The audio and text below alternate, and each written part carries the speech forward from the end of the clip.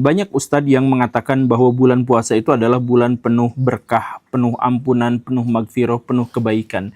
Bagaimana kalau saya menarasikan hal yang sebaliknya, bahwa bulan Ramadan itu adalah bulan penuh kemunafikan dan keburukan? Saya mohon maaf, tetapi mari kita simak argumentasinya. Pada dasarnya, bulan Ramadan itu adalah bulan yang didesain untuk melatih mental, spiritual, sosial kita.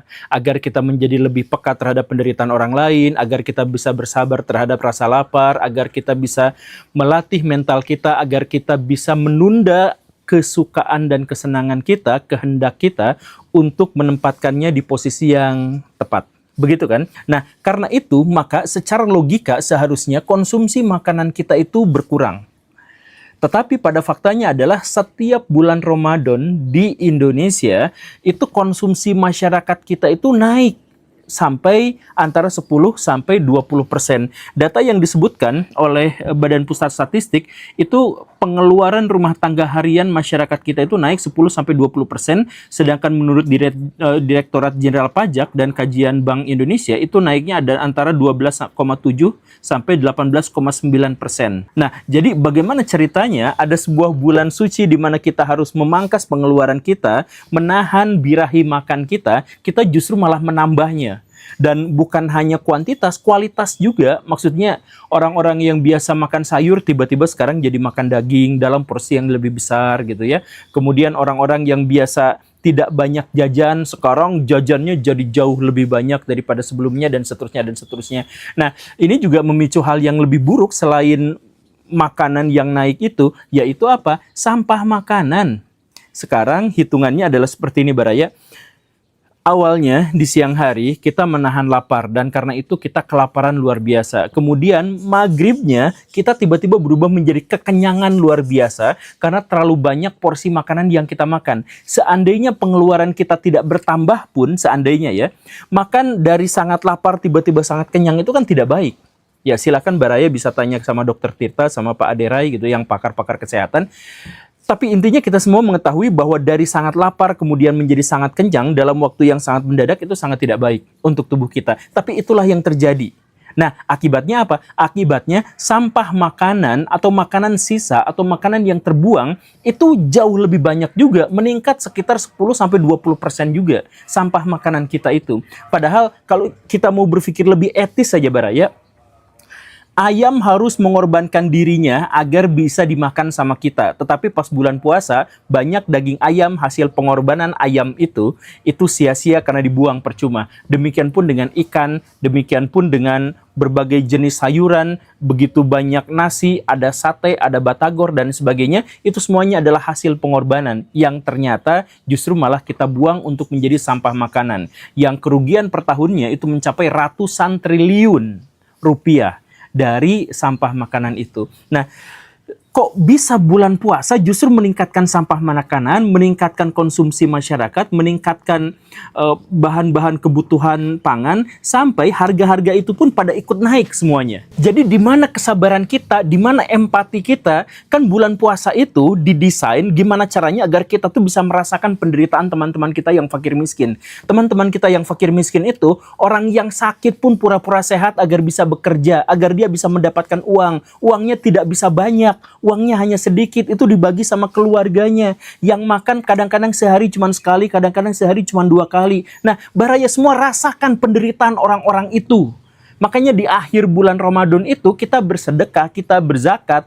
Setelah sebelumnya kita merasakan penderitaan dari fakir miskin, saudara-saudara kita, di akhir diharapkan kita tuh punya motivasi yang lebih besar untuk bersedekah.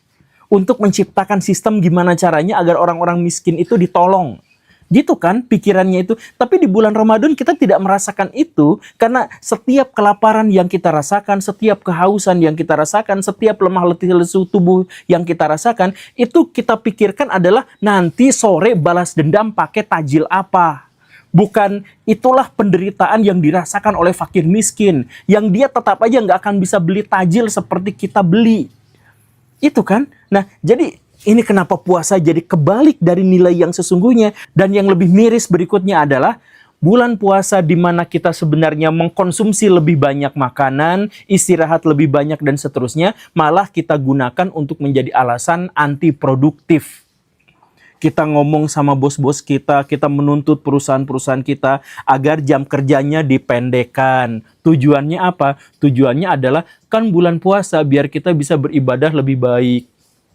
Jadi puasa yang sebenarnya kita sudah balikan maknanya, itu kita jadikan alasan untuk mengurangi produktivitas kita kerja. Bahkan sampai ada ustadz yang bercerita, kamu teh ngaji atuh, nih kerja lagi, ibadah kok kerja. Itu mikirnya, kan kerja tuh ibadah Baraya. Kalau ada seorang kepala keluarga katakanlah yang dia itu bekerja untuk menafkahi keluarganya, maka dibandingkan dengan jihad fisabilillah sekalipun, itu tuh pahalanya lebih gede seorang suami yang mencari nafkah untuk keluarganya. Jadi kerja tuh ibadah. Sekarang kerja itu dibenturkan dengan puasa. Karena puasa tuh harus ibadah, kerja harus dikurangi. Itu dituntut. Bahkan bikin regulasi, bikin peraturan. Nanti kalau puasa jamnya segini, jam ininya segini, dan sebagainya. Kenapa kita jadi seperti itu? Kita kurangi produktivitas kita hanya demi mencari alasan kemalasan kita. Tapi mengatasnamakan ajaran agama Islam. Betapa jahatnya, betapa menistanya kita terhadap nilai-nilai dan prinsip-prinsip dalam bulan Ramadan. Dan setelah itu apa? Ada yang lebih buruk lagi. Yang lebih buruknya apa? Kita minta THR. Coba, THR itu sebenarnya merusak Baraya. Ya, Baraya mungkin akan komplain dengan ini, tapi mari kita diskusikan. Dalam hal begini aja. Posisikan Baraya sebagai seorang bos. Kemudian pas bulan puasa, orang-orang meminta libur lebih lama, orang-orang meminta jam kerja lebih pendek, istirahatnya lebih panjang. Dan bahkan ketika mereka bekerja pun, pekerjaan mereka kurang efisien karena ngakunya lemah letih lesu. Begitu kan? Setelah produktivitas itu berkurang katakanlah 50%, tapi minta gaji 2 kali lipat pas THR. Dalam jangka yang lebih luas lagi, dalam 1 tahun, bos-bos itu minta harus membayar gaji ke-13, bahkan gaji ke-14, yaitu THR itu, tetapi jam kerjanya hanya untuk 11 bulan pekerjaan. Kalau Baraya menempatkan diri sebagai bos, Baraya capek dan mengeluhnya pada bulan Ramadan. Jadi bulan Ramadan yang suci malah dijadikan alat untuk mengeluh. Karena apa? Ya karena mekanismenya nggak tahu, tiba-tiba dari mana ceritanya ada tradisi bahwa bulan puasa itu jadi bagi-bagi THR kemana-mana gitu. Ya itu kan usulan PKI. Tapi kalau misalkan yang gitu-gitu ya kita terima gitu. Nah kan semacam itu gitu. Coba Baraya sekali lagi tempatkan Baraya sebagai pemilik perusahaan. Karyawan Baraya kerja 11 bulan tapi minta digaji 13 bulan. Oke lah, mungkin itu bikin mekanisme kecil-kecilan gitu ya di ini. Tapi ditambah lagi masalah apa? Ormas yang nggak kita pernah tahu kontribusinya apa, itu tiba-tiba pas bulan Ramadan itu datang ke kantor-kantor. 1 proposal, 2 proposal, bahkan bisa sampai belasan proposal. Ada yang sampai puluhan proposal. Ada kelompok suku anu itu ngasih proposal. Minta THR kepada perusahaan-perusahaan itu. Coba bayangkan Baraya, mereka tuh gak ngerti apa-apa, mereka tuh gak kerja apa-apa, mereka tuh gak berkontribusi apa-apa, tiba-tiba datang minta THR. Dan kalau gak dikasih, ya kami gak akan jamin kalau di sini nanti ada yang maling, ada yang mecahin lampu, mecahin yang ngerusak tembok. Jadi mereka tuh ngancem gitu. Ini bulan Ramadan Baraya, bayangkan ini di bulan Ramadan. Di bulan Ramadan pungli meningkat, di bulan Ramadan korupsi meningkat, di bulan Ramadan produktivitas kita turun, makan kita bertambah. Gaji kita pengen naik, tetapi apa yang kita lakukan tidak banyak. Ya kan? Nah, jadi dan itu kacamatanya adalah pemilik perusahaan. Kalau seandainya Baraya karyawan, ya sama aja. Anggaplah Baraya senang dapat THR, hore dapat THR gitu ya. 2 kali lipat gaji biasa gitu. Baraya tiba-tiba nyakuin duit 6 juta gitu, misalkan ya. Pas Baraya pulang dalam beberapa hari ke depan, Baraya juga bakal nangis. Karena ketika kumpul keluarga besar, nah kumpul keluarga besar di sana, itu semua orang itu wajib flexing. tentang kesuksesannya, tentang kemakmurannya, dan tentang pasangan hidupnya. Siapapun yang gagal flexing di situ, bersiap-siaplah untuk di-spam berbagai pertanyaan yang positif tapi menyakitkan. Kapan nikah? Kapan punya rumah? Kapan mobilnya ganti? Kapan itu si Ani dikasih adik? Terus saja gitu, di-spam dengan pertanyaan-pertanyaan seperti itu. Makanya THR itu segera habis. Kita nyimpen uang 6 juta dari THR sebelumnya. Lalu tiba-tiba datang nenek bersama cucu-cucu yang tidak kita kenal. Itu adalah menantu dari paman kita, jalur yang sebelah situ. Kemudian tiba-tiba ada anak dari paman kita yang dari pihak ibu, segala rupa. Tiba-tiba bruk, banyak semuanya di sana. Dan semuanya pakai baju baru. Dan semuanya bawa kendaraan mewah. Dan semuanya tiba-tiba pakai perhiasan yang rencem.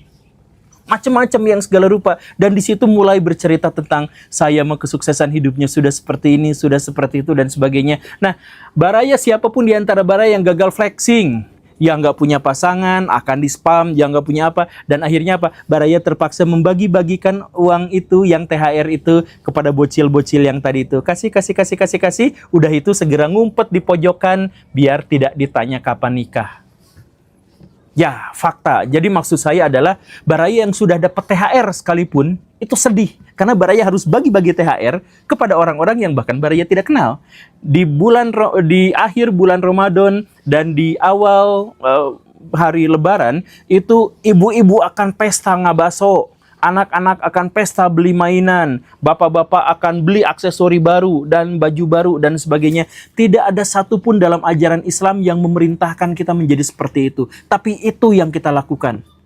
Sekarang coba hitung lagi baraya, berapa banyak kemunafikan yang kita lakukan dari awal Ramadan sampai akhir. Pertama, kita makan terlalu banyak, istirahat terlalu banyak, scroll HP terlalu banyak, produktivitas turun drastis, tapi minta THR, minta gaji, minta tunjangan banyak, bahkan yang tidak memiliki alasan sekalipun. Dan setelah itu kita flexing kemana-mana, kita menyombongkan prestasi kita. Yang berhasil sombong syukur, berdosa dengan kesombongannya. Yang kemudian yang gagal untuk flexing, di-spam pertanyaan begini begitu. Kemunafikannya sebegitu banyak. Ditambah lagi, itu tuh belum cerita-cerita yang tidak kita ketahui di belakang layar. Misalkan, ada lebih banyak orang yang tidak berpuasa, tapi pura-pura berpuasa demi gengsi. Ada yang berpuasa, tapi dia batal. Dan dia tuh tahu batal karena nonton yang aneh-aneh misalkan. Tapi dia lanjutkan aja demi gengsi. Dan walaupun dia sebenarnya sudah batal, dia tetap pura-pura lemas biar bisa pulang kerja lebih awal. Ada banyak cerita yang seperti itu. Kemudian nanti menjelang Lebaran, kita akan saling bermaaf-maafan dengan orang lain, saling WA di grup dan sebagainya. Dan kita hanya nge-WA, hanya minta maaf kepada orang yang sama sekali tidak punya masalah dengan kita. Yang punya masalah, yang musuhan sama kita tetap nggak sapa. Kita tetap jauhi dari perkataan maaf. Sekarang saya tanya kepada baraya, apa yang saya katakan itu adalah fenomena yang didasarkan pada fakta atau halusinasi saya saja yang beropini tanpa sumber? Silahkan baraya cek seperti itu. Makanya saya tidak tahu jawaban baraya seperti apa, tetapi mari kita maknai kembali bulan suci Ramadan kita ini. Bahwa ayo kita siksa aja tubuh kita dengan penderitaan, dengan kelaparan, dengan kehausan, dan tetap produktif. Karena disitulah maknanya. Makna di mana kita bisa membanggakan kesabaran kita, makna di mana kita bisa membanggakan keimanan kita, makna di mana kita bisa membanggakan empati kita, bahwa ternyata hati kita tuh masih bisa tersentuh dengan penderitaan orang lain, bahwa kita tuh sekarang merasakan penderitaan, rasa lapar dan haus yang dirasakan oleh kaum fakir miskin itu, kita ternyata merasakannya. Dan dari sanalah kita kemudian bersedekah, kita termotivasi gimana caranya membangun manusia, gimana caranya kita membangun sistem, bagaimana caranya agar kita bisa berderma dengan cara yang paling efektif dan efisien. Kalau seandainya bulan puasa ini dipahami dengan cara seperti itu, saya yakin koruptor itu bakal nangis darah. Karena koruptor itu kan orang yang sudah kaya, tapi masih ngambil duit fakir miskin. Kalau pas puasa, kemudian dia memaknai, langsung taubat. Tapi kan koruptor tetap korupsi, ya karena memang tidak berpuasa, atau karena dia berpuasa dengan cara pemaknaan-pemaknaan seperti yang saya jelaskan tadi. Jadi ayo Baraya kita ubah, ini video ini dibuat di hari pertama bulan puasa. Ayo tetap produktif, ayo tetap loncat-loncat, ayo tetap bersemangat dalam bekerja, tetapi di balik itu semua hati kita, mental kita, jiwa kita, spiritual kita lebih terasah menjadi jauh lebih baik agar setelah kita beres menjalankan puasa, kita bisa membanggakan diri bahwa kita lulus dan meraih kemenangan di hari Idul Fitri. Selamat Hari Raya, selamat berlebaran, selamat menyambut Hari Kemenangan. Dan selamat buat beberapa di antara Baraya yang harus berpura-pura untuk senang di bulan ini, di hari ini. Karena memang ada banyak sekali beban-beban tanggungan yang justru bakal akan muncul pas Hari Raya ini. Kita mengetahui bahwa 86% rakyat Indonesia akan merayakan hari Lebaran, hari Idul Fitri. Beberapa di antara mereka mudik, yang lain justru malah pamer harta kekayaan dan sebagainya. Tapi ini sebenarnya memiliki sisi gelap, Baraya. Sisi gelap yang sangat luar biasa yang harus kita renungkan bersama-sama. Fakta gelap yang berhubungan dengan Lebaran yang pertama yang harus kita angkat itu adalah masalah amil zakat. Ya, sebenarnya amil zakat adalah sesuatu yang lumrah, itu adalah bagian dari syariah dan seterusnya dan seterusnya. Tetapi pengelolaan di Indonesia itu aneh. Kalau misalkan dalam Islam amil zakat itu seharusnya terkumpul dalam satu lembaga yang besar di bawah naungan negara misalkan, maka di Indonesia itu orang bebas saja, swasta atau PT gitu, yayasan berhak untuk ngambil uang zakat, infak dan sodako dari masyarakat. Jumlah totalnya sampai sejauh ini itu ada sekitar 170 lembaga atau badan amil zakat yang ada di Indonesia yang resmi. Yang tidak resminya jumlahnya ratusan. Dan bahkan kita tidak mengetahui apakah ini sesuatu yang buruk. Ya, sesuatu yang buruk karena pada waktu inilah, pada saat inilah kita tidak bisa membedakan mana yang benar-benar mencari ridho ilahi dan mana yang sebenarnya hanya untuk ajang bisnis gitu. Dan ini ajang bisnis amil zakat itu sebenarnya sangat prospektif, Baraya. Jadi coba misalkan hitung bersama-sama ya. Dalam Islam, yang berhak menerima zakat itu bukan hanya fakir miskin, tetapi juga orang yang mengurus zakat itu, yang disebut sebagai amil zakat. Nah, jadi amil zakat itu secara syariah memang berhak untuk mendapatkan uang, jatah uang dari zakat itu. Berapa persentasenya? Nah, inilah yang membingungkan. Sebenarnya dalam Islam, walaupun ada bagian buat mereka, tetapi berapa nominalnya tidak disebutkan. Beberapa ulama di abad pertengahan itu menyebutkan sekitar 1/8-nya. Atau misalkan 12,5%. Itu tinggi banget, Baraya. Jadi bayangkan ya, kalau misalkan Baraya jualan sembako, itu margin keuntungannya mungkin hanya sekitar 5-7%. Kalau misalkan Baraya toko kelontong mungkin sampai 10%. Nah, ini amil zakat itu bisa sampai 12,5%. Ini salah satu yang prospektif sangat tinggi gitu. Jadi kalau misalkan banyak orang berlomba-lomba tiba-tiba jadi panitia zakat dan sebagainya, ya karena memang untungnya lumayan. Dan ini baru zakat. Bagaimana dengan infak sodakoh? Tidak ada batasannya. Tidak ada batasannya, jadi mau sampai 50% dan sebagainya ya bisa aja. Bahkan ada lembaga-lembaga yang memang nariknya itu tinggi gitu. Ya karena sebenarnya tujuannya adalah cuan, tapi mengatasnamakan syariah atau mengatasnamakan Islam atau hal-hal yang semacam itu. Nah, inilah yang mengkhawatirkan kita. Maksudnya ya kalau kita bayar zakat ya udah selesai gitu. Kalau misalkan kita infak sodako ya selesai. Cuman masalahnya kita tuh gak pernah punya sistem untuk bisa menaungi itu semua. Bayangkan, Baraya, gini, di Indonesia itu potensi zakat itu sampai 300 triliun setahun. Itu artinya apa? Itu bisa buat nombok korupsi timah kemarin, 300 triliun. Tapi 300 triliun itu tidak menghasilkan apapun di Indonesia karena tidak ada aturan regulasi, bahkan tidak ada evaluasi yang bisa mengurusi masalah-masalah seperti itu. Jadi ada yang dipakai buat kepentingan pribadi, untuk kepentingan yayasan tertentu, ada yang untuk masyarakat, ada yang apa, itu udah sekarang nggak terlacak aja gitu. Kenapa yang saya tanya itu kenapa pemerintah nggak di bawah Kementerian Agama satu aja semuanya terus merangkum semuanya gitu. Tapi ini malah dipersilakan, mau yang swasta mau yang negeri silakan aja berlomba-lomba untuk mengumpulkan zakat sebanyak-banyaknya. Dan ini juga menjadi masalah. Orang yang benar-benar miskin kadang-kadang tetap ditagih zakat. Kemudian orang yang kaya bayar zakat di sini iya, di situ iya, karena memang banyak yang bikin lembaga yang semacam itu dan sebagainya gitu. Ini sebenarnya sporadis. 300 triliun atas nama syariah Islam menjadi sporadis dan nampak tidak menghasilkan apapun di momen lebaran ini. Banyak diantaranya yang dikorupsi, ya kayaknya sih iya gitu. Nah, karena seperti ini, maka kita berhubungan dengan fakta yang kedua, yaitu apa? Kesenjangan ekonomi tidak pernah selesai di bulan Ramadan dan menjelang lebaran. Satu hal yang harus digarisbawahi di sini adalah Baraya, momen lebaran itu adalah momen paling ironis di Indonesia karena kesenjangan yang sangat tinggi, orang-orang yang sangat miskin terbebani luar biasa untuk terlihat kaya, untuk terlihat sukses. Karena mereka mau mudik, karena mereka mau bertemu dengan keluarga besar, mereka itu mendapatkan beban yang besar sampai-sampai apa? Banyak di antara mereka yang walaupun miskin tapi pura-pura kaya atau pura-pura sukses. Akhirnya mereka banyak terbebani dengan misalkan angpau untuk ponakan. Ini ngeri kan Baraya? Coba silakan Baraya cek. Baraya misalkan dapat THR dari perusahaan, misalkan 3 juta. Itu nggak akan cukup.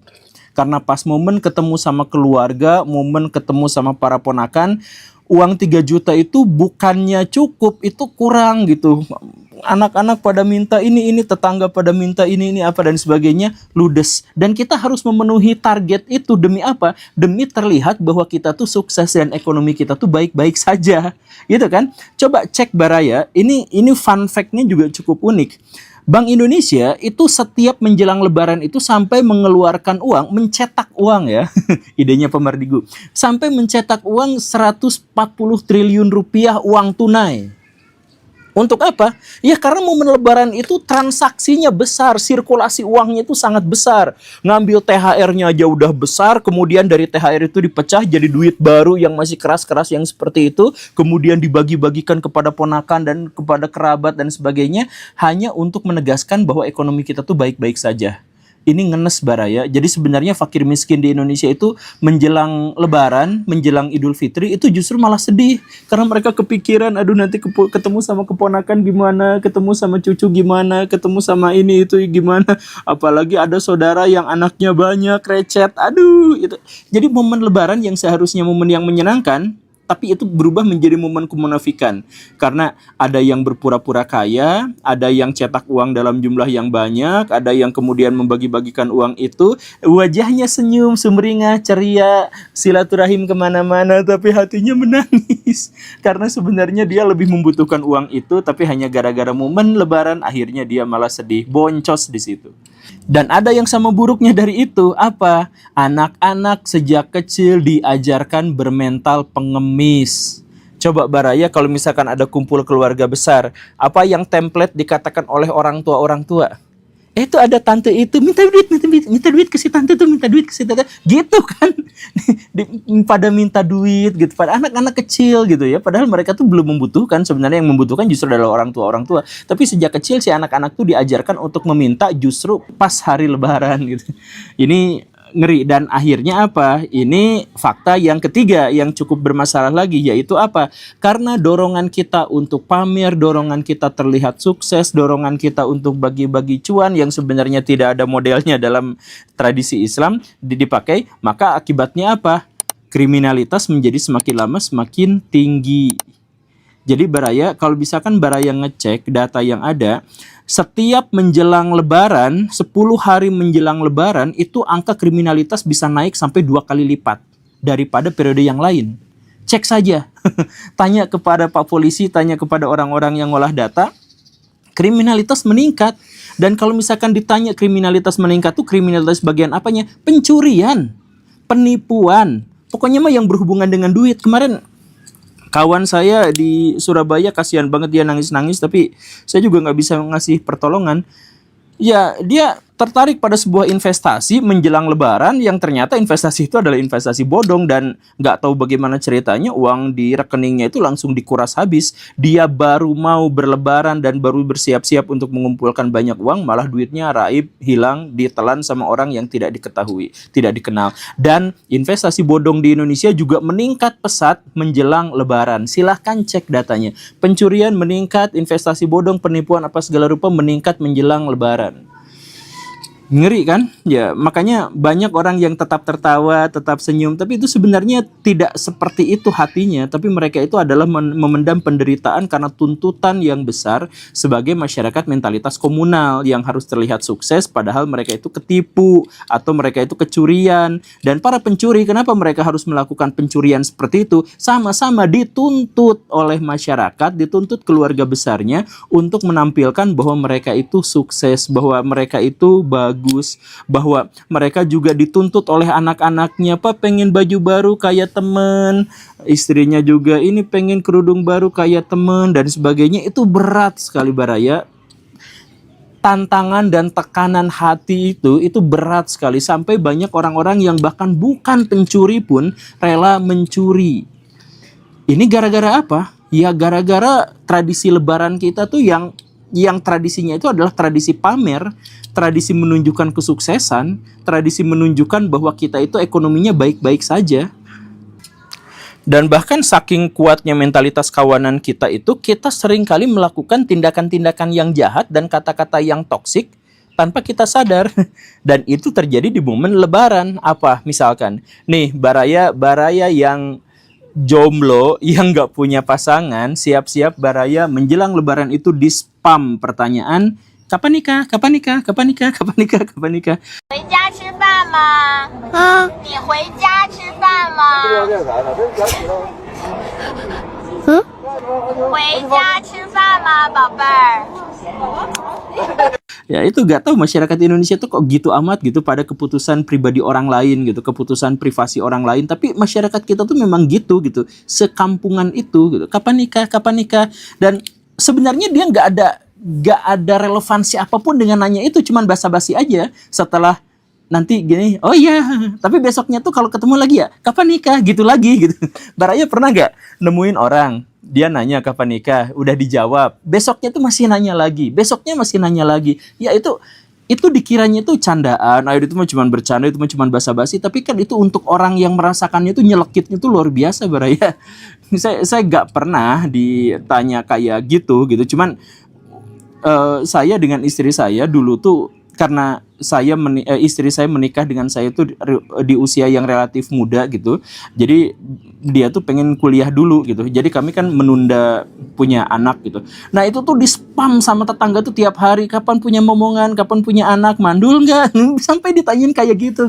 Padahal be aja kenapa sih kayak gitu, tapi tetap aja masyarakat kita tuh nanya. Udah dijawab pun besoknya ketemu sama orang itu nanya lagi yang seperti itu gitu. Kapan nikah, kapan punya anak, kapan dikasih adik, kapan mati. Ini sepele, tapi itu adalah salah satu toksik yang paling mengerikan. Bahkan banyak sekali pemuda-pemuda di Indonesia yang menolak untuk silaturahmi, menolak ikut mudik karena takut sekali ditanya kapan nikah. Dan ini juga menjadi bisnis yang prospektif. Nah, balik lagi cuan. Coba Baraya cek, di Indonesia itu ada salah satu profesi yang cukup absurd. Tukang sayur. Ada profesi yang cukup absurd, yaitu apa? Sewa menyewa pacar. Jadi ada pacar sewaan di Indonesia tuh. Ini bukan prostitusi ya. Ya walaupun ada di antaranya yang prostitusi, tapi sebenarnya yang nyewa pacar tuh ya cuman untuk gandengan, diajak ke depan keluarga. Nah, ini saya sudah punya pacar. Cuman gitu doang. Itu tarifnya per jam tuh bisa sampai 50.000, 100.000 per jam itu ya untuk ini pacar gitu. Jadi kalau misalkan momen Lebaran bisa sampai 8 jam, bisa sampai 7 jam itu sih pacar sewaan itu di ininya, di kontraknya gitu ya. Ya absurd dan aneh, tapi demi untuk tidak ditanya kapan nikah, demi untuk tidak ditanya udah punya pasangan dan sebagainya, dia bisa ngeles. Ini pacarnya ya semoga aja tahun depan bisa jadi. Udah selesaikan kayak gitu. Dan sewa pacar itu meningkat drastis juga bisnisnya ketika menjelang Lebaran. Munafik tapi menjadi tradisi. Itu yang keempat. Kemudian yang kelima apa? Ya, seperti yang sudah disinggung kemarin-kemarin, dan saya tuh kemarin menyuarakan tentang ormas, itu cukup viral dan akhirnya membuat orang-orang di Indonesia juga memperhatikan ormas-ormas di Indonesia. Ya, yang harus digarisbawahi di sini adalah ormas-ormas yang tidak pernah kerja dan tidak pernah melakukan apapun itu, justru pas momen Lebaran dia minta jatah THR. THR itu kan tunjangan hari raya untuk karyawan. Mereka bukan karyawan tapi mereka minta gitu. Dan nggak punya malu, dan jumlahnya bukan hanya satu gitu. Jadi ormas-ormas itu satu UMKM itu bisa sampai nerima 5, 10 surat proposal minta THR seikhlasnya, tapi kalau misalkan kita bayar 100.000 mereka tuh marah-marah, bisa sampai ngerusak gitu, bisa ngebanting apa dan mengintimidasi kita gitu. Apalagi kalau misalkan perusahaan-perusahaan besar, ini bukan hal yang kecil, ini bukan hal yang remeh-temeh. Bagi salah satu bagian kenapa investasi di Indonesia ambruk, jebol, gak ada yang mau ke sini adalah ormasnya yang suka minta jatah THR yang semacam itu tuh, itu mintanya gede dan intimidatif gitu. Kenapa sih kita nggak melawan mereka? Kan kita jumlahnya jauh lebih banyak daripada mereka gitu. Kalau misalkan mereka datang ya kita tolak. Kalau mereka mengintimidasi ya kita intimidasi balik. Kan kita misalkan bersatu dengan Pak RT, Pak RW semuanya gabungkan masyarakat di situ gitu. Kalau mereka melakukan perusakan terhadap rumah kita ya kita hancurkan juga posnya gitu. Bisa nggak sih kayak gitu gitu? Kan sebenarnya kejahatan itu menjadi semakin besar karena orang-orang baiknya diam gitu. Orang-orang baiknya takut gitu. Kalau misalkan orang baiknya berani melawan ya mungkin tidak seperti itu. Tapi ya entahlah. Tapi intinya ormas itu adalah salah satu yang meresahkan di bulan Ramadan dan menjelang hari raya gitu.